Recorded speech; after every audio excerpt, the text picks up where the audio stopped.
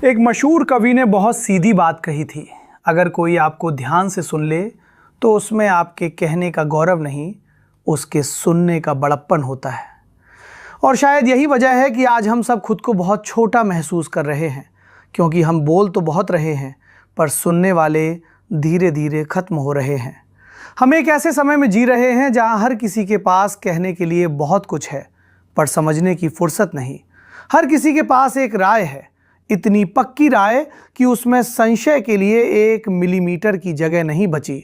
हम तय करके बैठे हैं कि सच क्या है, और जो हमारे सच से अलग बोले या तो वो बिक चुका है, या देशद्रोही है, या मूर्ख है। बीच का आदमी आज सबसे ज़्यादा अकेला है। पढ़ने से डर क्यों लगता है? मुझे लगता है हमारी पीढ़ी को पढ़ने से डर लगने लगा है। क्यों? क्योंकि पढ़ना अकेले का काम है। वहाँ कोई फिल्टर नहीं होता, कोई लाइक नहीं, कोई तालियां नहीं। पढ़ते वक्त आप खुद से झूठ नहीं बोल सकते। जब आप पढ़ते हैं तो किताब आईना बन जाती है, और आईना हमेशा असहज करता है। वहाँ आपकी सारी कमज़ोरियाँ दिखती हैं, आपका गुस्सा, आपका डर, आपका अहंकार, आपकी क्रूरता। इसलिए हम रील देखते हैं, वीडियो देखते हैं, शॉर्ट्स देखते हैं, क्योंकि वहाँ हम सिर्फ उपभोक्ता होते हैं, जिम्मेदार इंसान नहीं। हम क्यों इतना गुस्से में हैं? आज हर कोई थोड़ा गुस्से में है। कोई अपने माता पिता से, कोई अपने करियर से, कोई अपने शरीर से, कोई अपने देश से, और सबसे ज़्यादा खुद से। हमारे ऊपर सिर्फ वायुमंडल का दबाव नहीं है, हमारे ऊपर तुलना का दबाव है। कितने फॉलोअर्स, कौन सी ब्रांड की शर्ट, कौन सा फ़ोन, कौन सी नौकरी, और अगर इनमें से कुछ नहीं हुआ तो हम खुद को नाकाम मान लेते हैं। पढ़ना क्या करता है? पढ़ना आपको शांत नहीं करता, पढ़ना आपको ईमानदार करता है। पढ़ना आपको ये नहीं बताता कि आप सही हो, पढ़ना आपको ये सिखाता है कि आप गलत भी हो सकते हो। और यही लोकतंत्र की सबसे ज़रूरी शर्त है।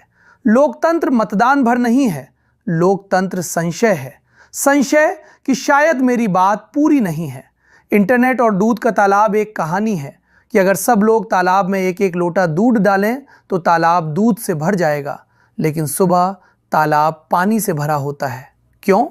क्योंकि हर किसी ने सोचा बाकी तो दूध डाल ही रहे होंगे, मैं पानी डाल देता हूँ।